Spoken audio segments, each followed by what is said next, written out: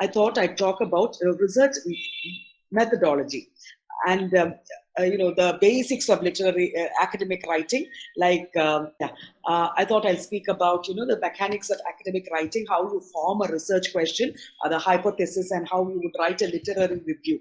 I think writing a literary review is very crucial because I am a research guide myself, and I have got like 3 scholars who have already been awarded their PhDs. And one thing that all the research committee members have said is very few their students actually attempt to write a literary review, but that is very crucial when you start doing research, because research is always a conversation.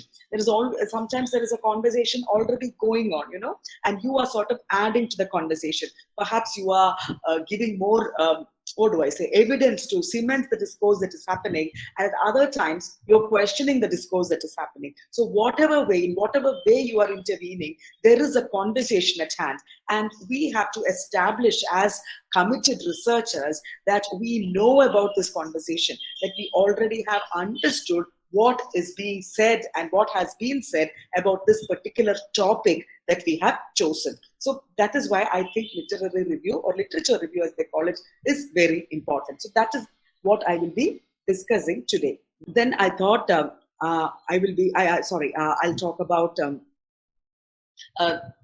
like tomorrow onwards, I'll be talking about theory in general, the types of theory, and then interdisciplinarity in research. And after that, I thought I'll talk about a couple of major areas which are emerging. One is post-humanism, the next is nomadic theory, and the next is digital literature, as well as the actor network theory, cultural studies as well. And then I think we will discuss the MLA 9th edition, and finally the mechanics of publishing. So we begin with forming a research question, the mechanics of writing, and citation I leave till the end because it's very, very technical, and I will only be talking about the MLA and the 9th edition. If you want me to, we can also perhaps discuss the APA. So this is the trajectory. I'll share my schedule with you later. Look at it and just get back to me as quickly as possible to give me inputs. Tell me where I should add, or is there something that you already know and most of you are aware of all these things, then I'll sort of change the trajectory. All right? I hope that is fine. Now, let us sort of look at the idea of research.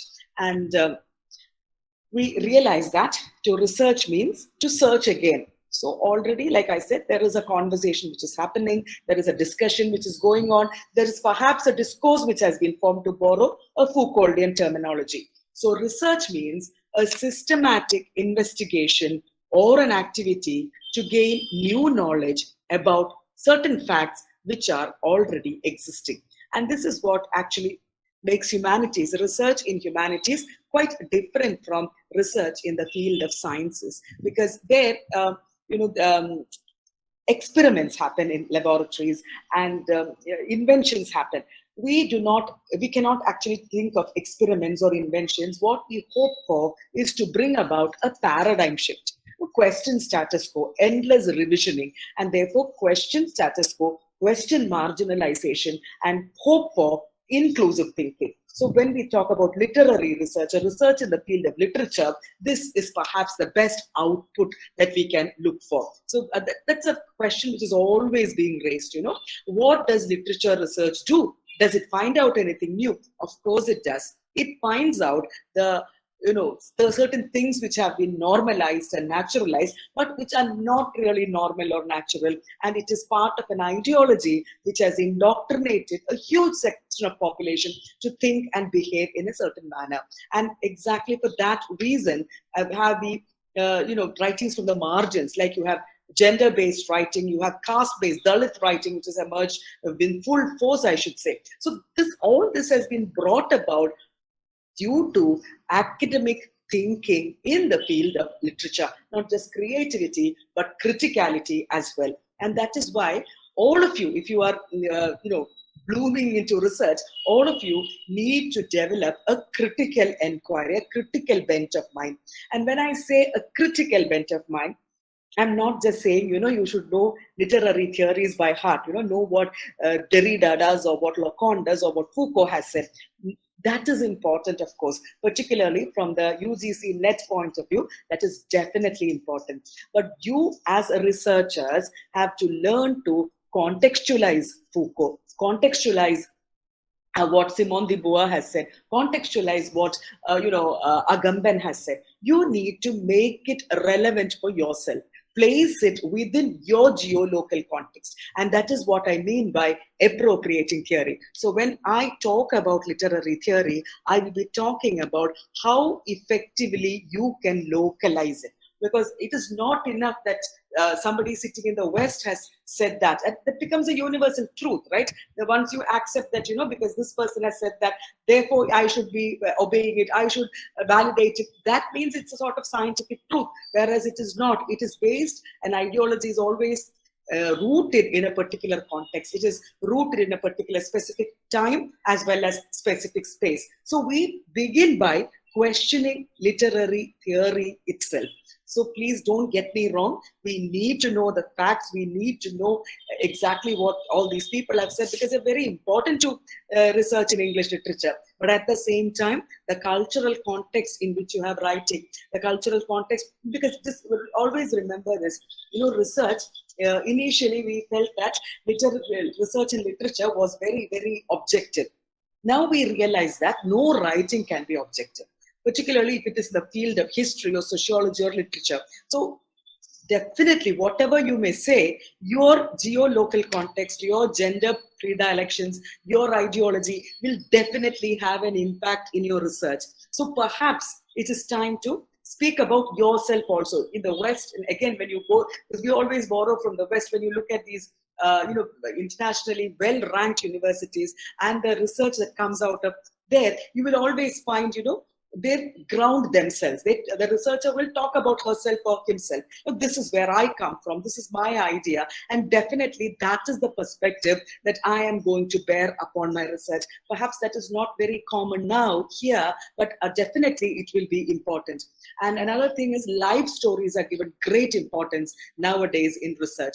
Life narratives. And always remember that life narratives are very, very grounded. You cannot sort of universalize life narratives. You have to locate it in specific places and specific contexts. So this is the direction in which my discussion will be going on.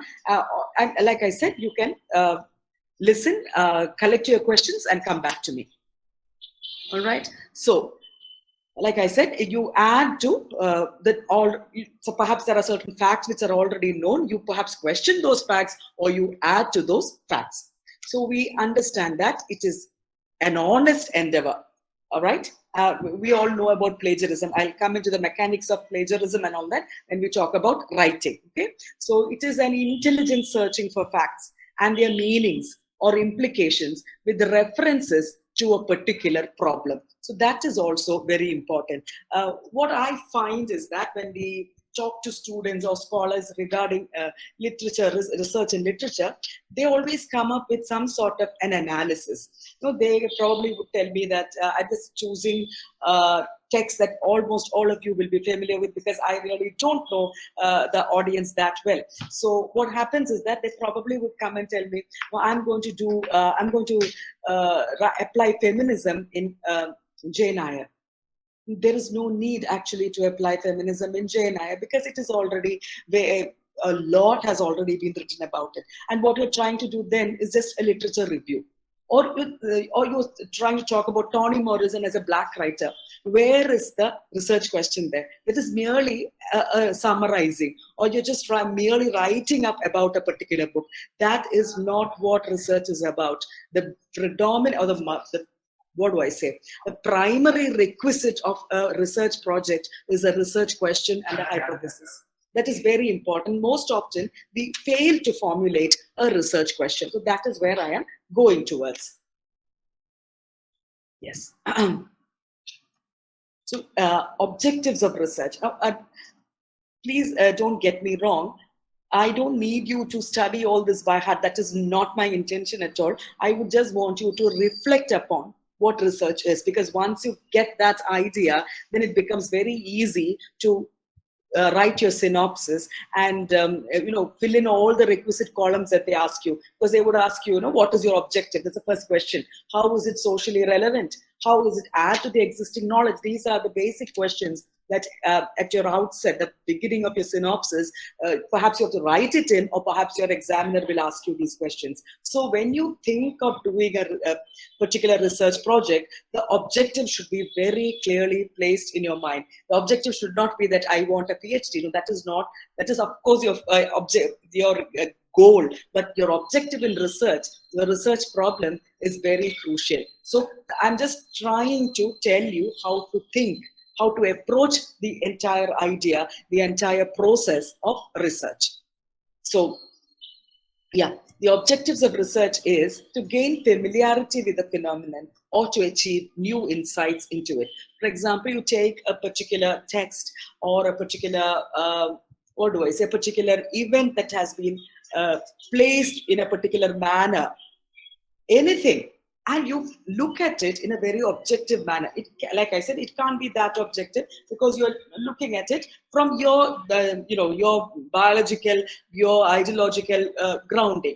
But again, let us not be exclusive in our thinking. So when I say objective thinking in this situation, think it to mean inclusive notions, whereas you're not thinking about inferior or superior, you're not thinking about marginalizing anybody. You're sort of a holistic approach, I could say. And then you look at the text and try to, because our research is mostly based on a particular text. When I say text, I just don't mean a printed text. It can be a movie, it can be it can be a painting and the literature about that painting. A lot of universities allow that. Or it can be a particular music album. All these are what I would call text, all right? So you try to form a particular familiarity with this text and try to understand the various dynamics of this text. So studies with this objective in view, it's termed as exploratory or formative research study. And there are certain things that you're looking at. You're trying to portray the characteristics of a particular character or a situation or a group. And here, your research becomes very descriptive. It's called a descriptive research study. Please remember, first you form an objective, then perhaps you describe it, and then you determine the frequency with which something occurs or with which it is associated with something else. Your comparative framework. Often students do this, you compare two writers or compare two particular ideas that have been juxtaposed in a particular text.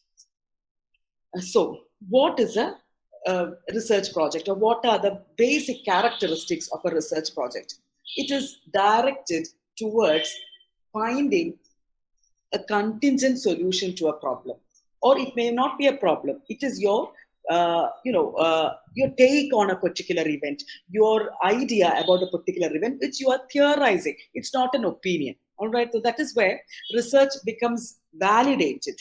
And research is not just on the basis of an opinion. Of course, it starts off as an opinion, but that is your opinion, your idea. But you have to validate it with empirical evidence. And you have to substantiate it using certain theories which are in existence. And yeah, the theory part I'll get to later. Let's not get confused here now. So that's why I said that research is not just an opinion. It emphasizes the development of certain principles or theories that will be helpful in guiding you towards recognizing a pattern. Like, the metaphors that are used. I think it was Caroline Spurgeon who, Shakespearean metaphor, there's a wonderful book called Shakespearean Metaphor, and she's actually analyzed the metaphors that Shakespeare has used for each play. And she said, by just looking at the metaphor, you can get an idea of the play itself. For example, she says in Hamlet, it is all about rottenness and disease and all that. So the entire play is, like Hamlet says, there's something rotten in the state of Denmark, where there is a decay, there is degeneration, and righteousness is completely absent. So that's what she says. In Lear, it's all about cheating and infidelity. So looking at the metaphors, you can find out. So that it's like the, the poetic devices actually reinforce Can you name the book? I'll get to the questions later, okay? Otherwise, I'll get confused. It's Caroline Spurgeon, Shakespeare's Metaphors. Spurgeon, Spurgeon. All right, this is the basic thrust of that book. So I hope you understand. So until Caroline Spurgeon had written this book, it's not that nobody was speaking of Shakespeare's metaphors. There was a conversation regarding Shakespeare and metaphors, but she actually looked at it and tried to tell us how the poetic devices were strengthening the content or the idea that each play was trying to convey. All right. So that was her hypothesis, whether the metaphors were reinforcing the particular idea that Shakespeare was trying to project, or whether it was just a poetic device meant for entertainment. And again, we know that it is based upon observable experience, and therefore we need accurate observation and description. So this is a point which I cannot, sort of tell you how important it is. It is that important. Your reading capacity. None of us sitting here, none of us are native speakers of English. All right. And we have learned English as a second language, sometimes as a third language. And it's a Herculean task that we are embarking on when we try to do research in English literature, particularly when we are trying to research a text, a novel or a poem that was written in America, Australia, or England, because meanings keep shifting.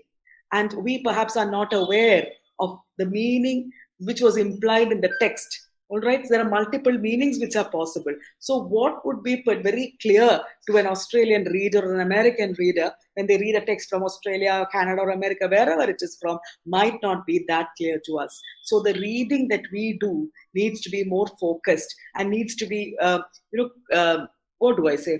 We need to question our reading at all times, because we cannot take for granted that we know. We have to imagine that we do not know, and we need to go into the nuances of the words, because that is what we're playing with. We're playing with the meanings of words. We're playing with the implications and the connotations and denotations of words. All these things are important. So we might miss the mark if we do not really understand the text itself. You can always speak about the death of the author and all these things. That is on one side. But misreading should not happen. A text should not, the deliberate misreadings are on one side, but ignorant misreadings rising out of ignorance should not happen. So the first prerequisite to tell ourselves that perhaps we need to work more because we are not native speakers of English, and we have come to learn English at some later point of life. Now, research involves gathering new data from primary or first-hand sources, or using existing data for new purposes. Because, nowadays when students do their PG projects and all that, they almost always choose something which is very spatially relevant to them, something which is a cultural event perhaps that they have witnessed, and interviews are then possible. Because they meet the people, they meet the poet, or they meet the performer, and they speak with them. Therefore, the interview is almost always added as an appendix, and it becomes part of your data. And now, when if it's a author who's still alive, it is almost mandatory that you at least try for an email interview with the writer. And most writers are quite willing to oblige. It's not that they are, somewhere caught in an ivory tower and they won't oblige you. They would come out and speak to you, because all writers want to get readership, and they want to get publicity. And don't imagine it's a small thing that we sitting in India are doing research on their work. They would like to get in touch with you. So always when you are dealing with a writer who's alive, try and get some sort of an interview done with him or her. And definitely you can mention that in your research that you tried to get an interview, but perhaps you failed. That should be mentioned, though, because whenever I go for these, open defenses and vivas, one of the first questions they ask, particularly if you have chosen a writer who's still alive, is, did you try to meet the writer? See, what you think about the text is your thesis. What the writer has to say comes as the appendix. So another question there which arises is, did what the writer say have any impact on the research that you produced? That is also a question which is often raised. So these are things I'm trying to tell you at the outset, so that you will prepare yourself and know what you are in for when you go in for research. So there is a carefully designed procedure, or there's a design, an architecture, and it involves the quest for answers to unsolved problems. So like I told you about a research question, and there are sub questions as well. So the first thing that you ought to write down when you start research is, what is your research question? It should not be merely analysis. There should be a hypothesis where you're trying to prove it. The research will prove whether the hypothesis is right or wrong. Therefore, you can say that, "No, I started out with this, but later my evidence showed me that something else was happening." So I'll give you examples later, but the questions are very crucial in the process of research. You have to write down the question, the main question being your research question, and sub questions which add to the strength of your research question. That is the process. Right. And you sort of apply every possible test, or you must submit the research question to your logic, and then you try to find out empirical evidence or data, like I said, to reach a particular conclusion. And again, remember, research is characterized by patient and unhurried activity. And that is very ideal. They would say that, you have all the time in the world, but actually you don't have all the time in the world to do research, because finally it becomes quite irrelevant. You start off with a topic which was very, very current in 2019. By 2023, that area has completely changed. And you submit your thesis in 25, by which the entire discourse has shifted. So your PhD will not have much relevance in that case. So perhaps it is good that the university is giving you a time frame, the 3-year time frame. So I speak from my experience as a research guide. You can always follow up your research with a postdoc. Like, I hardly ever speak about my PhD now because it is terribly dated. I did my PhD in the middle of the third wave of feminism. So my PhD is very dated. I did not even bother to publish my PhD because by then the tools of analysis had undergone a huge sea change. So that might happen. So what we try to do is, set yourself a time frame. If the university has said that, yeah, you have 3 years to finish your PhD, or perhaps if you're doing it on a part-time basis, you have 5 years of PhD, what you have to do is create a schedule for yourself. The first year definitely goes for reading, collecting of primary, secondary materials, reading and interviewing people, making notes and all that stuff. This is after you register, right? So before you register, you have your research question in place. The first year goes in for all these things. The second year onwards, I would advise you to start writing. Do not procrastinate. Do not think that, I will finish reading everything and then I will start writing. That will never happen. Somebody will always come up with something new. Somebody will always come up with some new perspective. You can't just go on adding to your reading, because then the purpose of research will be defeated. Finally, you have to get your PhD, don't you? So give yourself a time frame. Second year, you start writing, and then you sort of start meeting your supervisor or guide or whatever you call the person, and then get it corrected. The first draft, second draft, it goes on. It's a never-ending process, you may think. And by the end of the third year, work on your bibliography, get your final draft and submit. Otherwise, this just goes on forever. And finally, the entire idea would have lost its relevance. Please remember that it is in the field of literature, new things emerge every day. And it will be like, talking about something which is very irrelevant because something completely new has emerged in the field. That may happen. So that is the crisis in research, I would say, particularly in the field of literature. So that's why I always tell my scholars, do not prolong your research for too long. Because once perhaps the moment you submit, you will feel that this research has absolutely no value for me now. What you do is you go on for a postdoc and you sort of reinvent what you have written earlier. You use new tools of analysis there. This is something that could be done. So yeah, a time frame, the timing is quite crucial in research.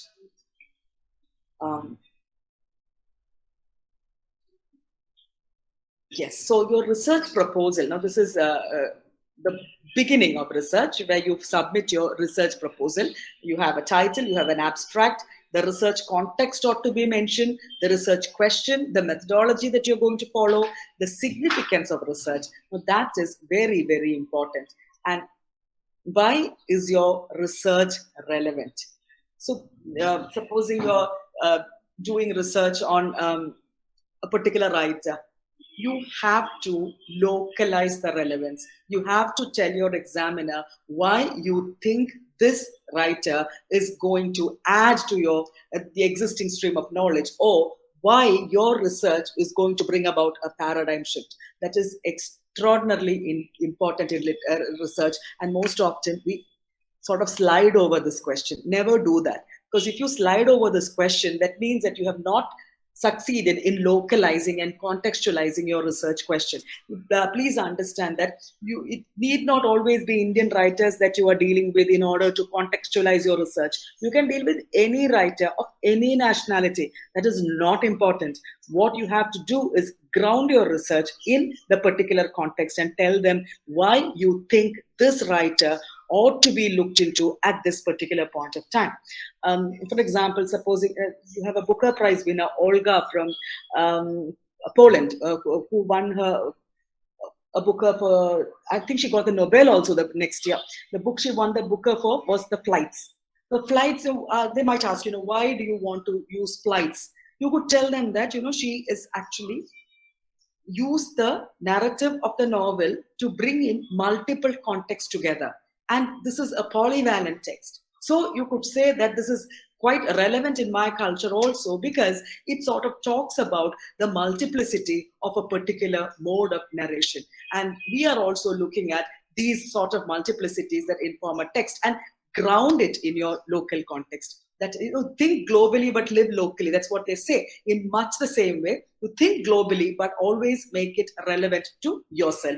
There was this amazing piece of writing, a PhD thesis which I read a couple of years ago, and that is, they were looking at the Indian freedom struggle from the textile-oriented point of view, from how the textile industry and plantations, cotton plantations, indigo plantations to be very specific. And from that perspective, they were looking at the entire trajectory of the Indian freedom movement. And Gandhiji becomes an icon there because, I'll just give you that example. So what I'm saying becomes concretized.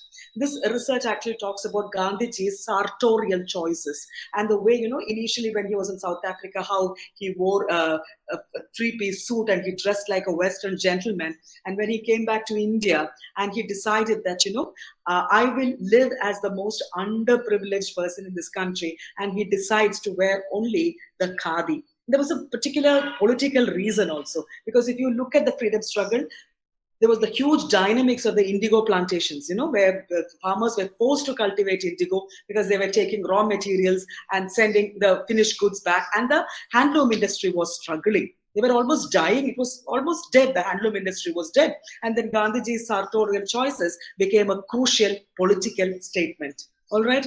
And then the book goes on. It talks about, how in the age of liberalization, you found the Indian markets were flooded with foreign goods, which were not allowed here for a very long period of time. And then they said with globalization and all that, you had two types of consumers. You had people who bought original branded stuff going into malls, the glassed off, walled off malls where you go and buy Gucci or Prada or Louis Vuitton, and you come to the pavement. And there you had the export rejects. You had the fake Gucci, the fake Prada, and the fake Louis Vuitton. And you had the population split into two. People who could afford to buy the originals, the so-called originals, the brand value, and the people who were sort of satisfying their thirst for consumerism by going to the pavements and shopping. I hope you understood this. So this is a very relevant piece of research, because almost all of us know the trajectory of the Indian freedom movement, but hardly has anybody looked at it from the textile industry point of view. And again, when you look at Amitabh Ghosh's trilogy, and he's talking about the opium cultivation and the opium wars that China fought and how India was a crucial factor in that. And he's sort of made it into a literary narrative. So unless and until you realize all these things, the cultural context in which Amitabh Ghosh is writing, you will not be able to get the political question there. So this is why I said that this sort of research is what is relevant, taking a completely different perspective and looking at a particular event from that angle. Yeah, so I'll speak about the literary review then. Again, I will not talk about the placing of the literary review because each university has its own particular definition of where the literary review has to be placed. Each research guide will have her or his or her own opinion where it should be placed. Whether you have a standalone chapter for literary review, whether it is sort of blended into your introduction. So I will not go into that dynamics because it's quite fluid. You can actually go by your precedents. People who have already submitted and been awarded their PhDs, where have they placed their literary review or where your guide wants you to place it. But let me tell you how crucial it is to have a literary review. So, a literary review is a survey of scholarly sources on a specific topic. It provides you an overview of current contemporary knowledge, and it allows you to identify important theories, methods, and gaps in existing research. And writing a literature review involves finding relevant publications, books, and journal articles, critically analyzing them, and explaining what you found. So, like I said in the very beginning, research is always a conversation, and you are entering the conversation. So when you enter the conversation, it shouldn't be like you're suddenly walking into a room and you don't know what is happening there. The room is full of people who have already spoken. The literature review is a dialogue of what has already gone, and you collect the conversations that have been going on about this particular topic that you have chosen, and you print it out, and that becomes your literature review. Yeah, I'll come to that later. Let me see this. So there are 5 key steps to literary review or writing a literature review. That is, again, you don't need to write all this down. I can send you each PPT as I finish with it, and then you can look into it. So don't bother to write anything down at this point of time. So just listen, okay, and write down your questions. So you search for relevant literature. You evaluate your sources. What do you mean by evaluate? What is important and what is not? This is extremely crucial. The easiest example is to look at feminist theory. For example, in the second wave of feminist theory, it was always Western centric. All right, people were only talking about what is happening in the West. But if you now just speak about Kate Millett and you do not speak about Chandra Mohanty or many other people who have written, women of color who have written, your literary review is far from complete. You have no idea what has gone on after that. So it should be relevant. It should be topical. Understood? So that is what I said. Once you prolong your research for a long time, you're still stuck somewhere in the middle of the second wave of feminism. And feminism has already fragmented into multiplicities. So this is very, very difficult then. And then you just talk about deconstruction. And you're talking about a very, very textual approach. But then you find that, you have contextual studies. And it's no longer a binary that people are talking about, but polyvalences. It's not just Derridian binary, but you also are including the concept of the Deleuzian rhizome. So these are problems in research. Therefore, in order to talk about all this, you will need to know the ongoing conversation. So this is how, let me tell you, it is not easy to write a literature review because it is vast. And in this age of information, ignorance is a matter of choice. So in this context, you will have to sift. You will have to sift through the information. And remember, this sifting is what is being done in the first year of your research when you are reading. You read, and that is another thing that I always tell my scholars: don't choose the entire order of a writer. Don't choose 10 texts of an author. That will not do. And do not bring in 2 or 3 authors either. People are, scholars, young scholars are always afraid whether they will find enough matter to write. How will I write 300 pages? How will I fill up 250 pages? That is a major concern. Trust me, once you read and once you get into the topic, there is more than enough to write. Therefore, confine your number of books, confine the number of books, right? Maybe 3, that's the utmost, I guess. And don't compare 3 or 4 authors. That won't do. That sounds a bit clumsy again. Because, once you get deep into research, you will realize. And that is why you should always, I don't know about individual universities, but here in Kerala, it's always safer to sort of be quite vague in your the title, because when you say that, oh, this novel, that might not work. So we always say selected text or selected novels, because the selection can change. The problem is that you put the title of your research project even before knowing anything about much about the research. And once you get into the research, you will find the title is no longer relevant. But the admin will require a huge process before you can change the title. So it's always wiser to be a little ambiguous in your title. Don't pinpoint the text, because sometimes the authors might come up with newer and newer texts which might become more relevant for you, or you might discover an old text by this author which you feel is very topical for your research. So that is an advice that I could give. Never actually pinpoint the particular text that you're going to write about in the PhD project. Or if you're just using one text, definitely talk about it, no problem there. Yeah, you can also do a PhD based on just one text. That's not a problem. So evaluate your sources. Like I said, who's relevant now, who's not. And once you form your research question, it's quite easy to identify the themes, the debates, and the gaps. So please mark that. Literature review should contain the thematic structure. What is being said about a particular subject. Always use the opposite point of view as well. Never use just the information that is going to cement your hypothesis. Use contradictory statements as well from critics who have sort of, what do I say, a particular revered critics, or critics who are actually quoted and cited and all that. Okay. Then outline the structure. What is the structure of your literary review? So the question, it's often asked, why you write a literary review? You're demonstrating your familiarity with the topic and the scholarly context. You're establishing the scholarly context. You're developing a theoretical framework, and you're positioning yourself in relation to other researchers and other theorists.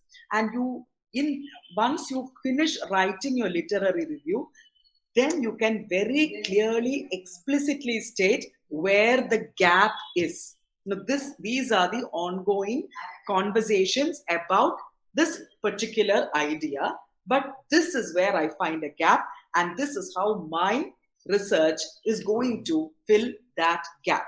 So I would suggest that, even before you embark on a particular research project, once you find a guide, you have a conversation with your guide, and you try and form a literary review in your mind at least, or roughly you write a literary review, because then you will clearly understand where there is a gap in the conversation, and that is where you're going to fit in your particular research question. Right. You can never, like I said, nobody can read everything that has been written on the topic. You will have to evaluate which sources are most relevant. So you ask yourself this question: what is the problem the author is addressing? How does the research use established framework, or does it use an innovative approach? What are the results and conclusions? Now, how does this particular publication relate to other literature in the field? And you make use, the sources are very credible. Now, certain sources are very credible because they have been validated time and again. For example, there's no need to validate for somebody like Foucault or Stuart Hall or Raymond Williams. Everybody knows about them. But then you might find newer voices emerging, newer writers emerging, or sometimes you might find a writer whom you are not particularly familiar with. So what do? Again, you have Google Scholar, right? You can find out how many times an article has been cited on Google Scholar. That's, you type it in Google Scholar and you will find it immediately pops up how many times this has been cited. So if it is a high citation count, it means that this article has been very influential in the field, and therefore it certainly should be included in your literature review. For example, Anthony Quire, maybe he's not a very well-known name in Indian academic circles, but he's written this article where what is the post in postmodernism, the post in post-colonialism, and this is a very, very highly cited article. So Google Scholar will tell you that Apaya Quire is very important, and this article is also relevant. So each time, you suppose you pick up an anthology and you find certain writers who you do not know, you should go to Google Scholar and find out whether this writer how many times this writer has been cited, or how many times this particular specific article has been cited. So, the scope of your review will depend on your tone and the discipline. In the humanities, they say that you can take a long historical perspective to trace how a concept has changed in meaning over time. For example, the concept of the gaze. I'm sure all of you know the concept of the gaze. Now, when did people start talking about the gaze? How was the gaze problematized? How did Lacan situate the gaze? And later, how did Laura Mulvey use the gaze? So this is a long trajectory. And all these writers, all these theories are very, very valid. So perhaps your literary review may be longer if you are looking at the development of a particular concept through the ages. Like Mickey Ball, I think his book is called Traveling Ideas. And in Traveling Ideas, he's actually traced, how the word hybrid, which was first used in science, and then it was taken into diasporic writing. And then you have Donna Haraway, who uses it to signify the cyborg. So what started off as a scientific curiosity becomes a very strong icon for contemporary times, when Donna Haraway sort of gives you the icon of the cyborg. So this is a literature review.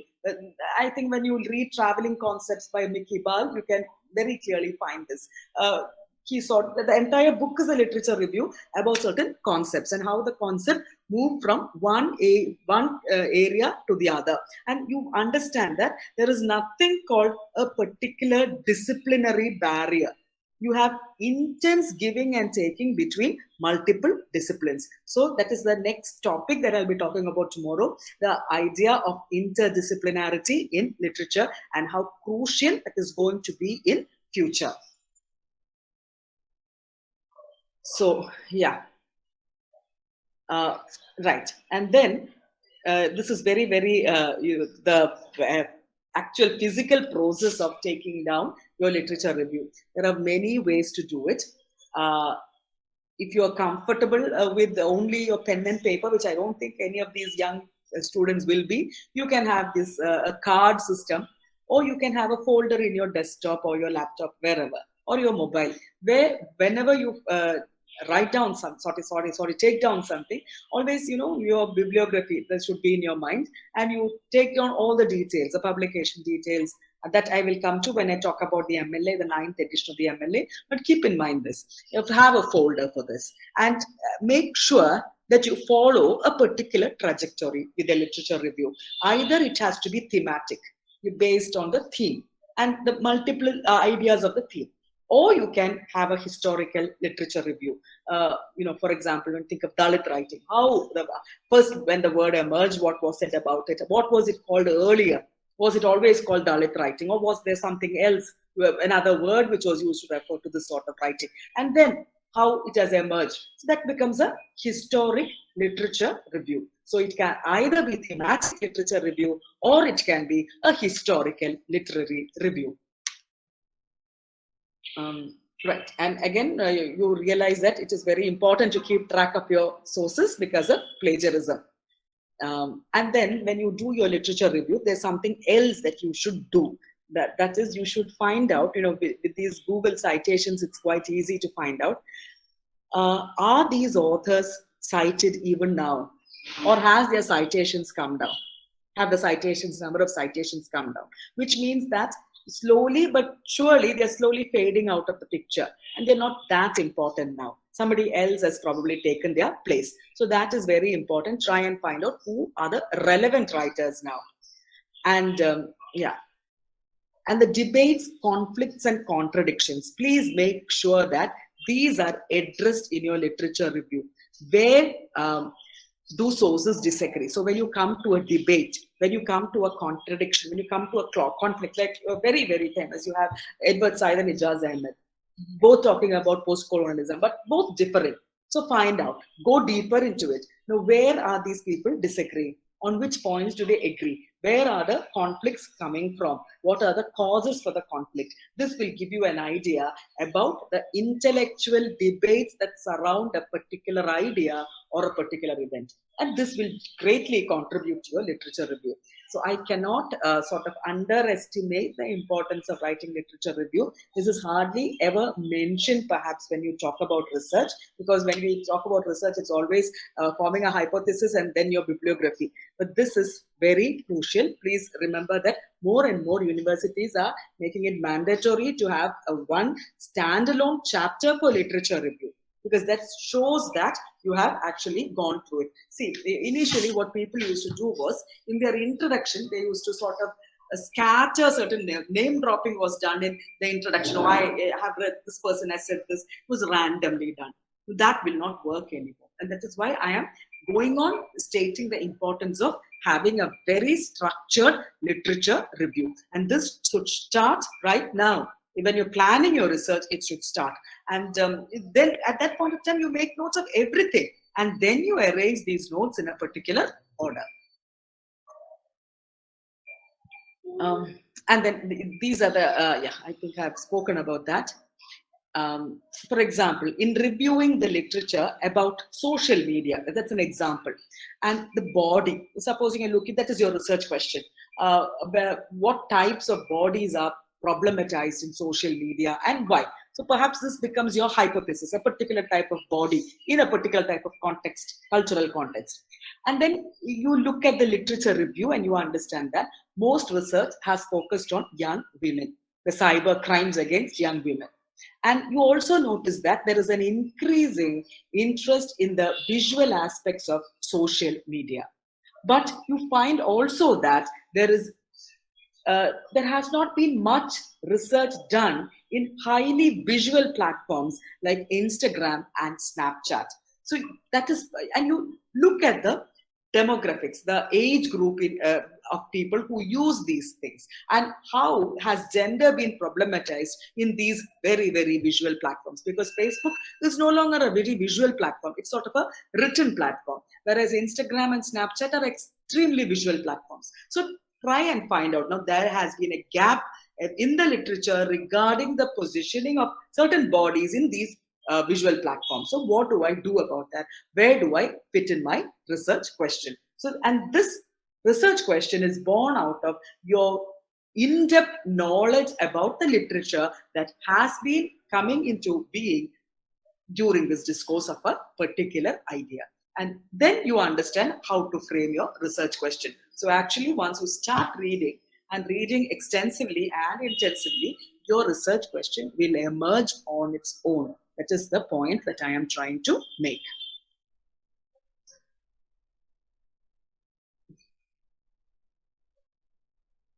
Now, once you do your reading and you sort of have found this gap which you must address, then you formulate the research problem and you develop the research hypothesis. Then you prepare the research design and you finally determine the architectonics of your research project. Yeah. So a good research design minimizes bias and maximizes the reliability of the data collected and analyzed. So what is your research design? Your research design can be just the arrangement of your chapters. So once you do your literature review and once you have identified the gap in the literature, the best thing to do next, all this comes in your synopsis. But what happens is that sometimes your synopsis is written in such a hurry that you're just writing these things down and you're not giving enough thought to it. But that is okay. If you've already submitted your synopsis, let it be. But then the next step is, once you finish your literature review, have a clear idea of how you are going to structure your chapters and what each chapter will contain. So the number of chapters, very important. And then how you're going to title each chapter, what goes into each chapter. So that will be your research design. And finally, you get to the conclusion. And always remember that never write your introduction first. The introductory chapter is always written at the very end, because in your introduction, you are speaking about all the chapters. So you're introducing your thesis, right? Therefore, that is one chapter which you will leave till the end, and you will write the core chapters first. So once you create a design and a structure for your core chapters, your work is actually half done.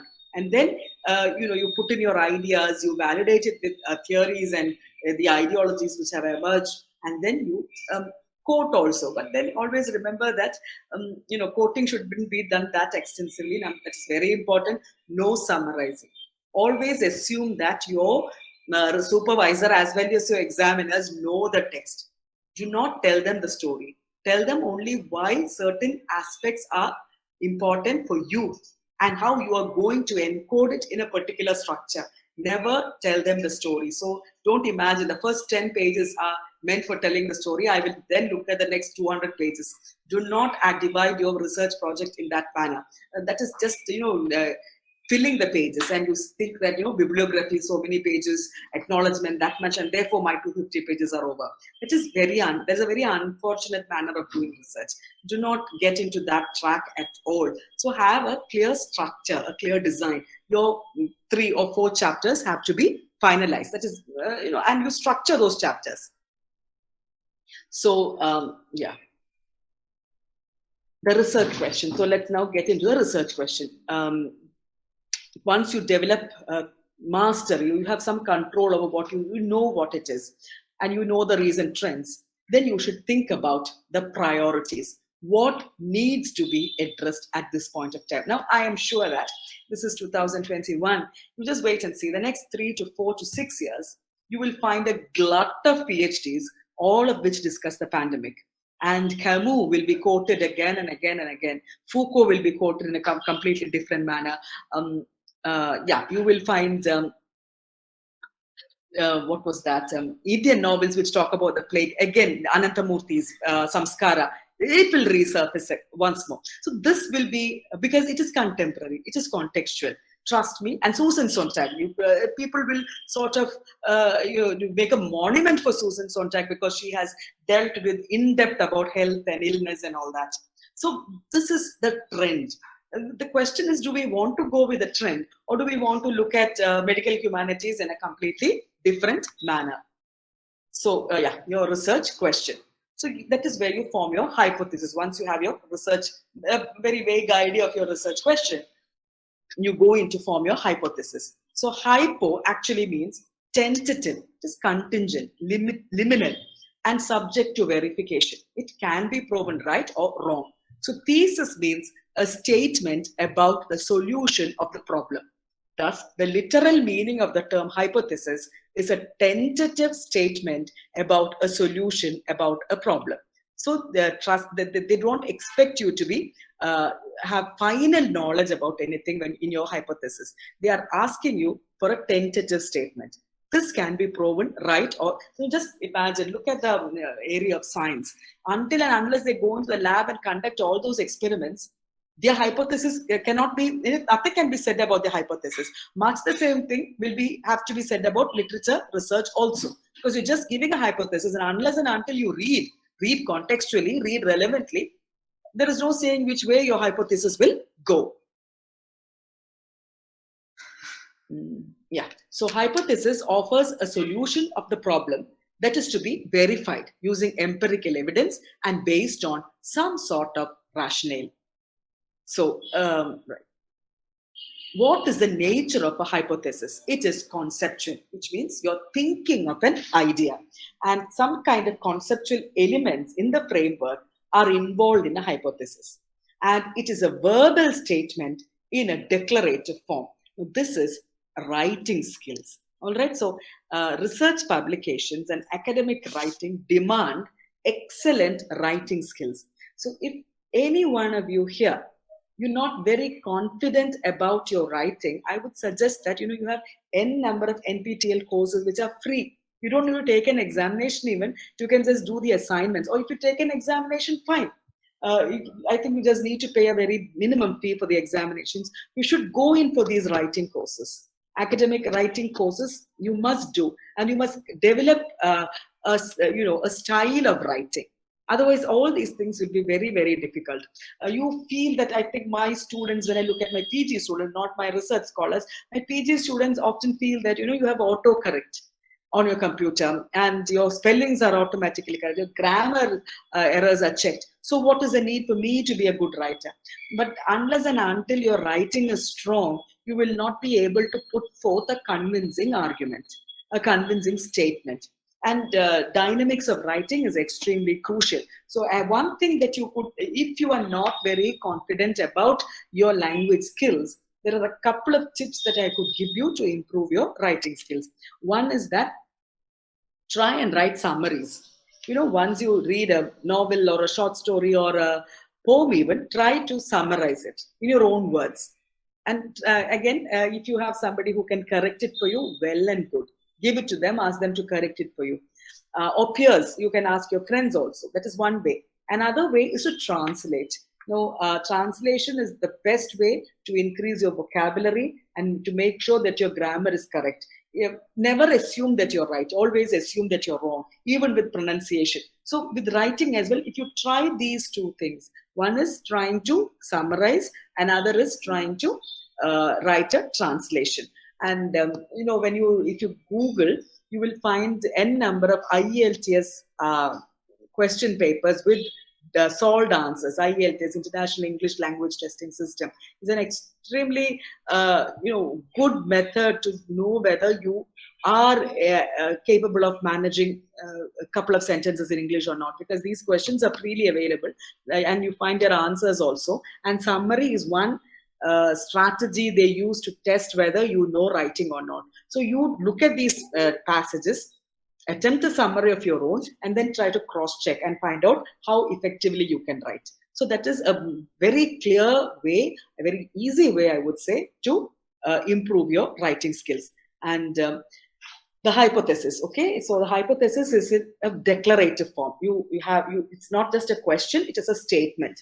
And it is not merely a mental idea, but you're trying to translate your thoughts into the written form. And the idea is ready enough for empirical verification based on the text.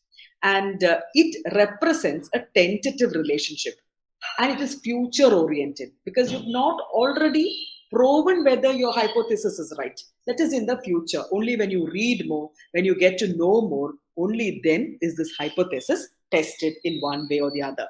Therefore, it is future oriented, and this is the pivot of your research. And it offers a basis in establishing the specifics of what to study for, and it may provide possible solutions to the problem. It may also lead to the formulation of another hypothesis. So a preliminary hypothesis may be corrected later, or the preliminary hypothesis may take the shape of a final one. So each hypothesis provides the investigator with definite statement. It may be tested and accepted or rejected. And it actually gives you a framework for your investigation. What happens otherwise, the research becomes very, very unwieldy. You sort of just, if you go online, you can find n number of PhD projects. Some of them appear to be very unwieldy, and you hardly ever understand what they are trying to say. But sometimes certain PhDs are very crisply written. They address the problem because they have a working hypothesis, and they are building their research material around this. So that is why I kept saying that your research question is important and your research hypothesis is equally crucial. Now, the next is your collection of data. You have questionnaires, you have interviews, and always when you go for your interview, have your questionnaire ready. When you, there is, I would like to talk about another aspect to this interview, because supposing you are also trying to find the impact, like a scholar of mine, I'll just give you an example. She was doing her research on Sri Lankan cinema and how Sri Lankan cinema dealt with trauma, the civilian trauma, all right, during the genocide. And she actually questioned people regarding this particular impact that these movies had and what was their response to these movies. So here, a question of ethics also comes in, because many universities now demand an ethical clearance certificate. So when you're interviewing people, you have to get a no objection form signed from them. These are all basic dynamics of research. And in case you don't know, please understand this. You have to get a declaration signed from there. You may have to record the conversation. It is definitely you have to record the conversation. Sometimes you have to send them your typescript and get them to sign it. Because tomorrow you don't, particularly if you're choosing something controversial, something that is very, very relevant now, and there is a chance that it might get into a controversy. We don't want you to get into trouble. So if you are using an interview, almost always they will ask you for an interview. So it's better to do it. Get an ethical clearance certificate, and always, if it's a minor, you have to get permission. And if it is, an adult, make sure that you get their concurrence, because tomorrow they must not go back and say that, oh, this is not what I wanted to say. Get it written down, type it down, and send it back to them. And yeah, the questionnaire, you have to deal with important or a significant topic, and you have to seek only that data which cannot be obtained from resources like books, reports, and records. And yeah. The interview should have flexibility, and the sincerity, frankness, and truthfulness and insight can be better judged through cross-questioning. Another thing is that you cannot always depend on what the writer has said. Perhaps the writer has said it in that manner, but you need not accept it. It is entirely up to you. But just to avoid this, that the fact that you haven't made an effort, for that sake, perhaps you will have to give an interview. But trust me, if you have your valid hypothesis and you have enough empirical evidence, if the author says something exactly opposite to it, it doesn't need to actually bother you. Because there again, we have, the author is not the origin of the text. There are multiple points of origin, and you are also a point of origin, and you have your take on it, as long as it is substantiated by writing. And then the historical research method. This is also important for research in literature, because what happens is that this is particularly important when you are dealing with a book that has been published some time ago. You cannot just place it in your contemporary reality and examine it. You will also have to look at the context that produced that particular text, and that is why the history of the text also becomes important. Like I told you about my scholar who did her PhD in Sri Lankan cinema, she had to actually do historical research, because the cinema, all these movies that she was looking at, they were looking at the particular event from different perspectives. So we have to know what the event is and how the event has been documented.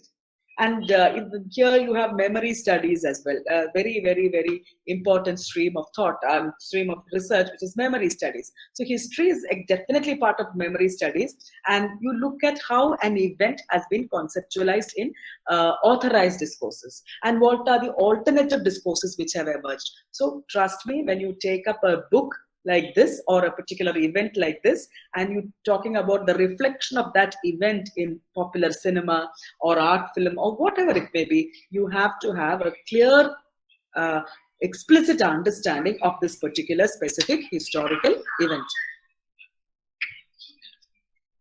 And what is the purpose of this historical research? It provides important information containing the effects of certain past practices and may suggest plans for future action. And it also contributes very clearly to an understanding of the significant phenomenon which has been studied. So what are the sources of your research in this manner?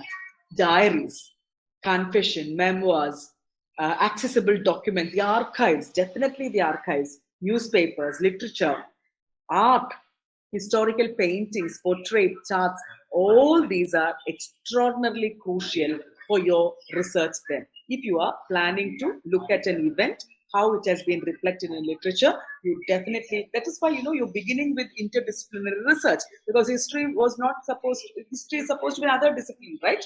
But it is a connected discipline, and to understand the reflection of literature of a particular event, you definitely have to go into history. I'll just give you one example here. You have, this is an example which I often quote in my classes, Svetlana Alexievich, who won the Nobel, a Belarusian writer. And all her books are a sort of documentaries, because she goes into she takes up a particular event. It may be the disintegration of Soviet Union, or it may be the Chernobyl disaster. There are many such events that she has taken up, or women going to war in Ukraine. These are the subject matter of her books. And what she does is she goes into the midst of people, different types of people. Some of them communists, some of them not, some of them part of the army, some of them children, some of them who remember, some of them who don't. And she asks them to tell her what they think about this particular event. And you have a flood of memories there. So, in order to study Svetlana Alexievich, perhaps second-hand time or so, the idea of Soviet Union, we need to have some clear understanding of what was happening in Soviet Union at that point of time. What happened during the Chernobyl disaster? Why did women have to go to war? And for this, we just cannot rely on the authorized history. We may need to go into autobiographies, diaries, letters. How important diaries and letters are. Like, you have most of our information about British history comes from Samuel Pepper's diaries, right? And the diaries were very, very famous at that point of time. Think of Anne Frank's diaries. And always remember that these diaries are very personal statements. So they might not be completely factually true. It is a reflection on what they remember and what impacted them emotionally. So it's a very, very fragile disciplinary boundary that we are talking about here. And this is why the historical research of a particular event becomes crucial to your understanding of how the event has been reflected in history. Sorry, in literature. Yeah. Oral testimonies, that again, like I said, my student, how she went into the public and spoke about it, and how the reflection of the event had impacted them. And the characteristics of the historical method, you cannot actually be accurate here. Unlike in a laboratory, this is not very accurate. It is based on testimony. Yeah, the textual analysis, and this is what we always do, the analysis of a text. And like I said, it should not just be a summary writing. There has to be some sort of research question which has to be addressed, and that is the exact meaning when I talk about the idea of analysis. The method researchers use and interpret the characteristics of a recorded or a visual message. And the purpose of textual analysis is to describe the content, structure, and functions of these particular messages. Yeah, if you these are a couple of books that you can refer to when you think about the idea of research. You have Catherine Belsey, and she's done immense work in the idea, in the concept of research. You have critical practice. You have the construction of family values in early modern culture, which is sort of a historical research about a particular culture. Yeah, and the next question is, what is the significance of literature research? So when they ask you, how is it relevant? How is it socially relevant? These are the points that you could include to write down the rationale why you are embarking on this particular research. So literature reflects society, and it has been said,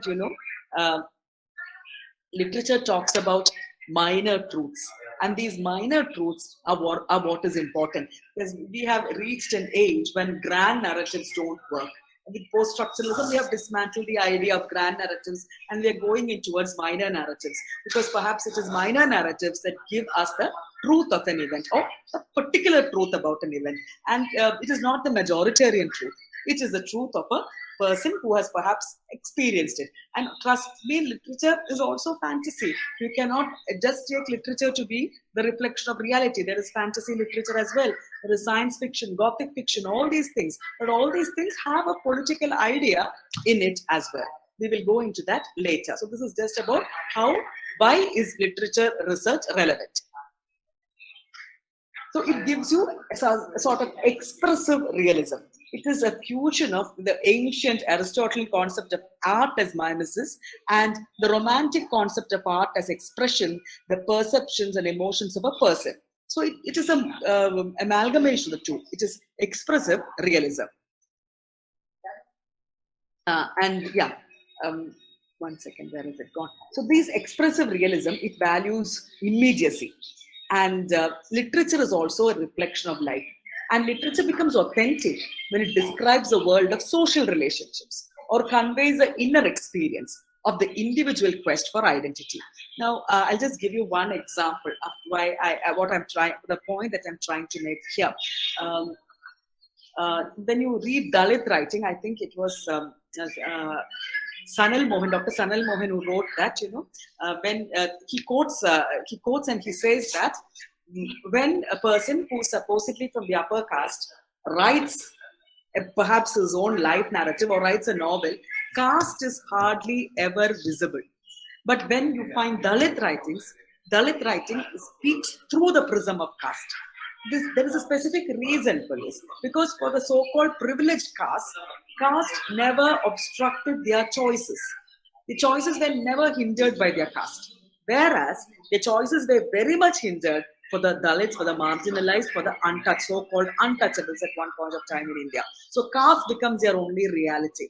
So I hope you understand that. And perhaps history or the major discourses may not talk about this, but minor narratives definitely will speak about this. And again, when you talk about the idea of post-colonial, we sort of talk about post-colonial as if it is a singular experience.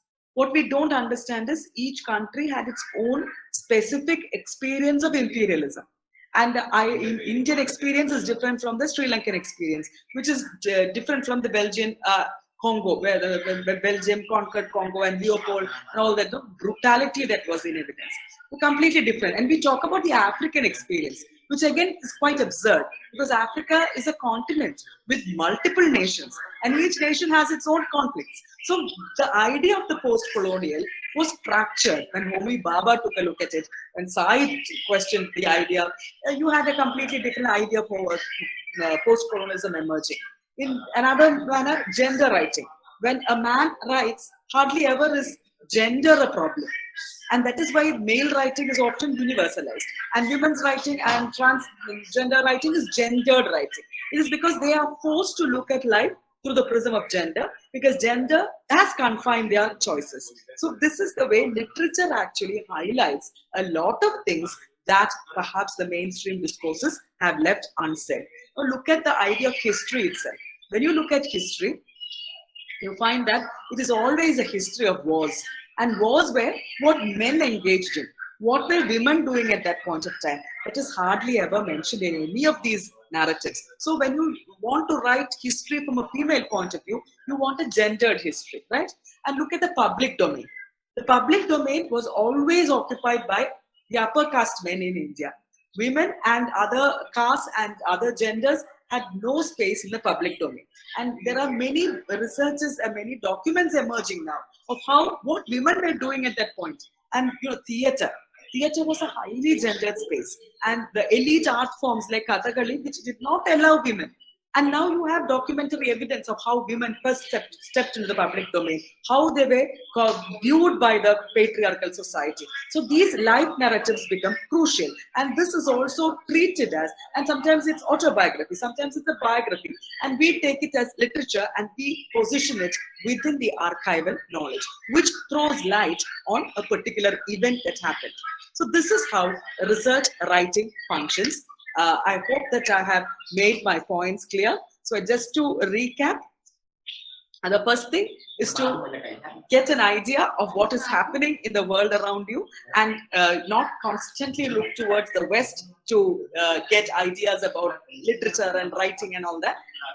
It happens because we in India deal with British literature mostly. So the idea is to look at ourselves, look into ourselves, find out new areas which are emerging. Then read up about it, form a literature review, and then get a gap.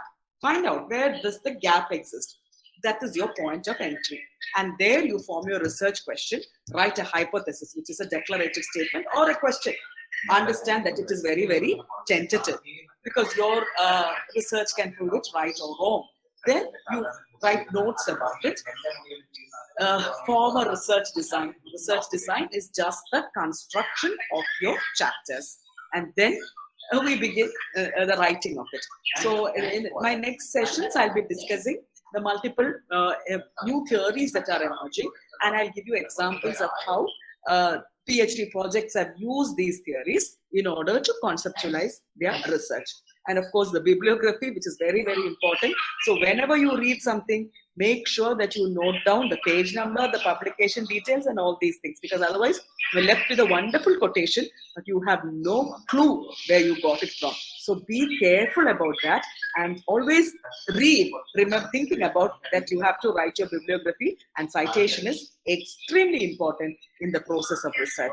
So I just began with the idea of interdisciplinary research by just using history, which was always an allied discipline of literature. But when we speak about interdisciplinary research in detail, I will sort of talk about multiple other areas as well. So now I think I'll stop now and I'll take questions.